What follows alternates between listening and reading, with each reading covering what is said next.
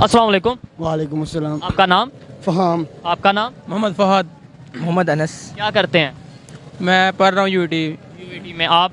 UET chemical engineering final year है। और आप? मैं यूईटी से इंडस्ट्री इंजीनियरिंग कर रहा हूँ। ठीक है, सारे इंजीनियर बन रहे हैं यूईटी से। ठीक है, मैं जिस टॉपिक पे वीडियो रिकॉर्ड कर रहा हूँ टॉपिक ये है, कुछ टाइम पहले इमरान खान साहब के टाइम पे रशिया ने ऑफर की थी पाकिस्तान को, हमारे से ऑयल लें, हम आपको डिस्काउंट देंगे। अभी आज की खबर ये है कि पाकिस्तान रशिया को बोल रहा है, पाकिस्तान की गवर्नमेंट रशिया को बोल रही है हम आपसे ऑयल लेना चाहते हैं डिस्काउंट पर, 40% डिस्काउंट पर। लेकिन रशिया कहता है 40% डिस्काउंट तो दूर की बात, हम आपको ऑयल दे ही नहीं सकते क्योंकि हमारा ऑयल बुक हो चुका है, मतलब ऑर्डर बुक हो चुका है इंडिया के साथ, चाइना के साथ, या जिन कंट्रीज़ ने भी हमारे साथ डील की थी उस टाइम पे।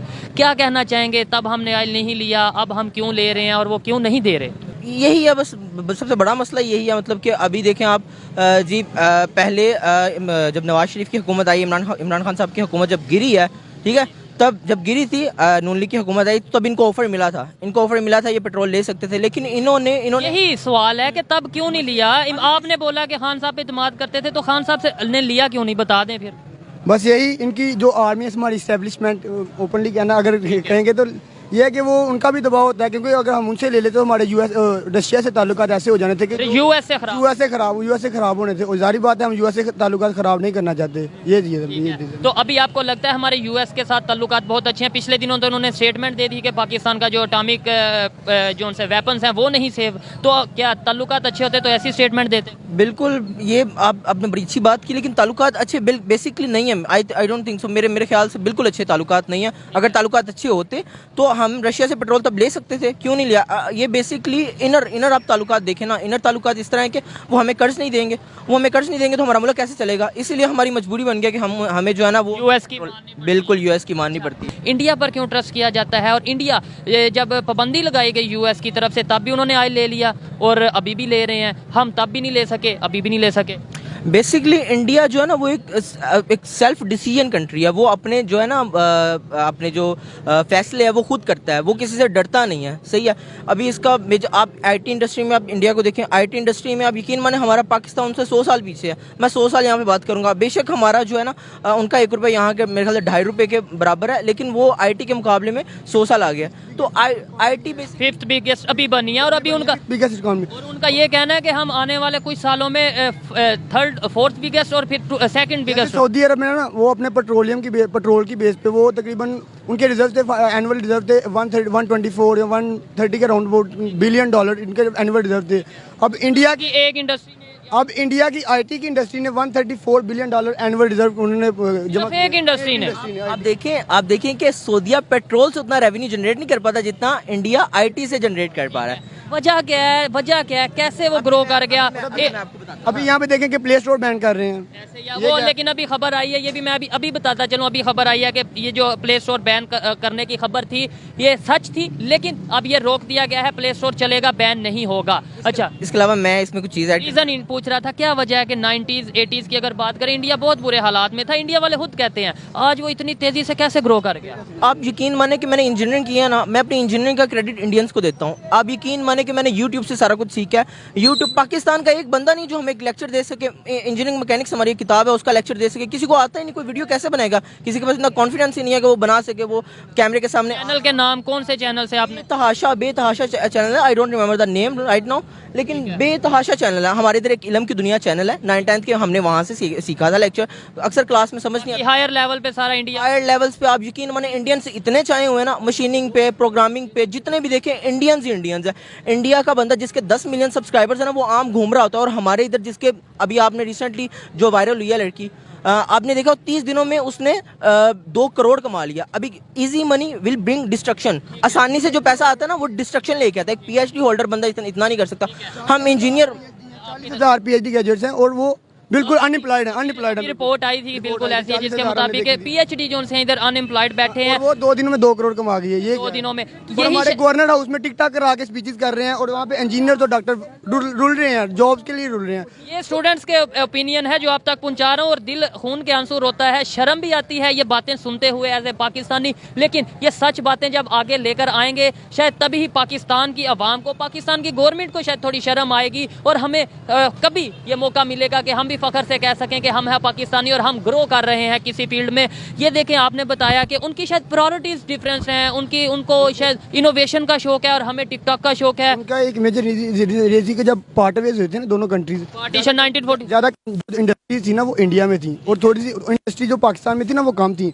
और ये क्या होता था कि जो बाहर के मुल्क वाले इंडस्ट्रीज आके लगाते थे ना, उनमें वो इंडियन क्या करते थे कि इंडियन अपने एम्प्लॉयज़ को ज़्यादा लाते थे और बाद में वो कहते थे कि हम अपना आइडिया हमें दे दें और खुद चले जाएं यहाँ से। इंडस्ट्री लगा के बाहर वाले मुल्क वो चले जाते हैं। यहाँ पे क्या है, इंडस्ट्री लगा के गए हैं बाहर वाले, अभी भी वो ठेके ले रहे हैं यहाँ से, अभी भी कैसे ही हो रहा है? कैसे कर रहे हैं। लेकिन इंडिया में उन्होंने खुद कर लिया, सेल्फ पे कर लिया कि वो खुद ले रहे हैं, खुद ही अपनी इंडस्ट्री चला रहे हैं। उन्होंने उनका तो पता है ट्विटर के मुकाबले पे उन्होंने जो सा ट्विटर ने कुछ उनके एम्प्लॉयज को निकाला, उन्होंने कहा हम उसके मुकाबले में अपनी ऐप बना लेते हैं, कू के नाम से उन्होंने कहा ऐसे ही है। हर चीज में वो खुद आ रहे हैं। मतलब उनका अपना, अभी आज की खबर ये थी कि डिजिटल करेंसी अपनी वो जो सी है ना वो मर्चेंट लेवल पे लॉन्च कर चुके हैं। मतलब अब डिजिटल करेंसी में लेन देन होगा। इतना ग्रो करने की वजह क्या है? मतलब टॉपिक कुछ और था, ऑयल का था, लेकिन टॉपिक इस साइड पे आ गए हैं। हम क्यों नहीं सीख लेते? मैं आपको ना एक चीज़ बताता हूँ।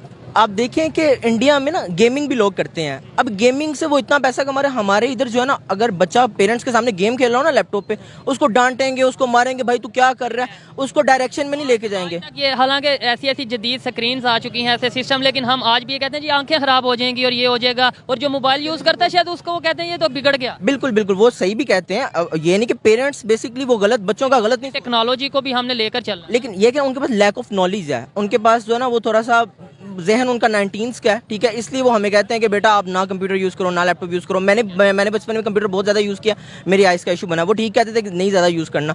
अभी मुझे रियलाइज़ हो रहा है, लेकिन अभी वो डिवाइसेस इस तरह की आ गई हुई हैं कि अगर हम उनको एक प्रिफिक्शन से यूज़ करें ना, तो वो हमें डेफिनेटली जो है ना कुछ आउटपुट देंगी। इसके अलावा हमारे इधर पता क्या, घर वाले कहते हैं डॉक्टर बनना है या इंजीनियर बनना है। मैंने कहा यार डॉक्टर नहीं, कैसे किसी को चीर फाड़ करेंगे, यार डर लगता है। नहीं, अपनी मर्जी होती है ना, शौक होता है। लेकिन इंडिया में ऐसा नहीं है। इंडिया में आप यकीन माने छोटे छोटे बच्चे यूट्यूबर्स बने हुए हैं। और बच्चे क्या करते हैं जी, उनका इंटरेस्ट है गेमिंग पे, वो गेमें खेलते हैं, वो यूट्यूब पे आते हैं, यूट्यूब पे लगाते हैं और वो एक मंथ में करोड़ों कमाते हैं। और आप यकीन माने मेरी सैलरी पता कितनी लगनी है? मेरी 40,000 सैलरी लगेगी।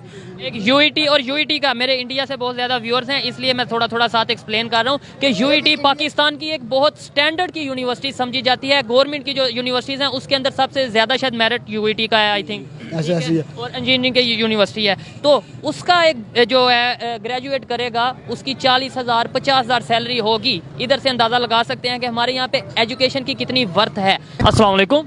वालेकुम सलाम। आपका नाम? सैयद अरसलान। सैयद अरसलान। आपका नाम? सैयद फैसल हुसैन। सैयद फैसल हुसैन और सैयद अरसलान कहाँ से आए हैं, कहाँ और क्या करते हैं? मैं गवर्नमेंट जॉब करता हूँ और मैं कराची से आया हूँ। कराची से। और आप क्या करते हैं? मैं भी गवर्नमेंट जॉब ही है और सिविल इंजीनियर हूँ। मैं इंजीनियर हैं और कराची से हैं। कराची से मेरा ताल्लुक है। मैं जिस टॉपिक पे वीडियो रिकॉर्ड कर रहा हूँ, टॉपिक ये है कि रशिया और यूक्रेन की वार चल रही थी उस टाइम पे, अभी कुछ ही टाइम पहले, और फिर यूरोप ने रशिया से ऑयल लेना रोक दिया था। इस टाइम पे इंडिया ने बहुत ज़्यादा डील की रशिया के साथ, ऑयल लिया और बहुत ज़्यादा मार्जिन पर, मतलब सस्ते दामों ऑयल लिया। तब पाकिस्तान ने यूएस के प्रेशर में आकर ये बोला कि हम नहीं ले सकते अभी, या नहीं ले पाए। अब पाकिस्तान कह रहा है कि हमें रशिया 40% डिस्काउंट पे या 30% डिस्काउंट पे ऑयल दे, और रशिया ने साफ इनकार कर दिया कि हम पाकिस्तान को ऑयल नहीं देंगे, हमारे पास पाकिस्तान के लिए ऑयल नहीं है। क्या कहना चाहेंगे इस पे?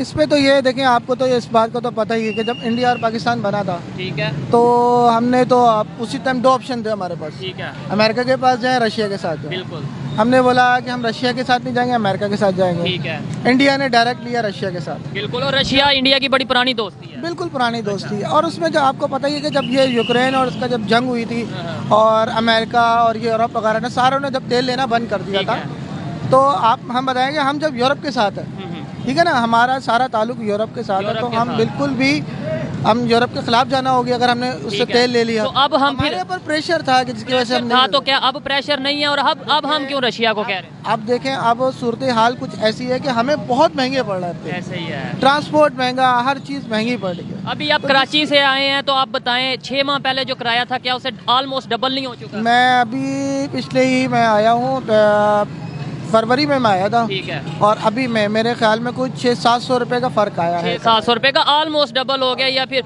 अच्छा, इन्होंने ये बोला कि ऑप्शन थी कि रशिया से ऑयल लिया जाए, तब हमने यूएस के प्रेशर में आकर नहीं लिया। आपको शायद नॉलेज होगा, सिविल इंजीनियर हैं, यूएस ने सैंक्शन लगाई थी इंडिया पर भी और पाकिस्तान पर भी कि आपने रशिया से ऑयल नहीं लेना, लेकिन इंडिया ने उस समय में ले लिया, उस टाइम पे उन्होंने ऑयल ले लिया। आज पाकिस्तान कह रहा है कि हमें ऑयल दे दें, वो कहते हैं भाई हम ऑयल नहीं देंगे, वो ऑयल सारा इंडिया के लिए या चाइना या जिसने हमारे साथ उस टाइम पे डील किया उसके लिए है। देखें, बात ऐसी है कि जब यूक्रेन और रूस की जंग थी और उसी बीच में जब हमारे एक प्राइम मिनिस्टर भी गए थे और बड़े मुआहदे हुए थे और वो पाकिस्तान के लिए बहुत पॉजिटिव चीज़ें थी। उस टाइम शायद वो मजबूर थे, वो चाह रहे थे कि हमारे साथ जो कंपनी भी डील करेगी, उन्होंने शायद खुद ऑफर की थी इमरान खान साहब को, जो सुनने में आता है, जो खबर में आता है। लेकिन आज वही रशिया कह रहा है हम ऑयल नहीं देंगे। नहीं, बिल्कुल ऐसे ही है कि जब हम किसी अच्छे स्टेप की तरफ जा रहे होते हैं तो यूएस की तरफ से जो हम पे दबाव आता है उसकी वजह से हम डिसीजन अपने चेंज कर लेते हैं, क्योंकि हमारी गवर्नमेंट इंडिपेंडेंट नहीं है, वो फैसले खुद से नहीं लेती। फैसले खुद से नहीं लेने की वजह यही है कि हम दूसरों के प्रेशर में आके अपनी डीलें कैंसिल करते हैं। अब आप ये देख लें, हमारे मुल्क में गैस का भी बहरान आने वाला है, एलपीजी भी हमारे को कतर पहले दे रहा था, नहीं दे रहा अब। तो अब तो हमारे पास ऑप्शन ही चले गए हैं, क्योंकि यूएस और जब यूक्रेन के बीच में मामलात चल रहे थे और वो यूएस यूक्रेन को सपोर्ट करता है, क्योंकि यूरोप हम इसलिए भी फंसते हैं कि हमारी एक्सपोर्ट है यूरोप में, तो हमारे तो इंडिया की भी एक्सपोर्ट इंपोर्ट यूरोप से है। इंडिया बहुत ज्यादा डील्स करता है यूएस के साथ, बहुत बड़ा पार्टनर है, बिजनेस पार्टनर है यूएस इंडिया का। तो फिर वो क्यों यूक्रेन भी जाता है, वो रशिया भी जाता है, वो जहाँ दिल करता है उसके साथ डील करता है। देखें, बात तो ये है ना कि यहाँ इंडिया का तो आपको पता ही है कि देखें पहला मुआहदा तो उनके साथ है। ठीक है, वायदा किया उन्होंने ना, ऑफर तो हमें भी आई, हमें ऑफर आई थी शुरू में, तो बहुत सदियों पहले की समझ लो, कहते हैं ना कि बहुत पहले की बात है।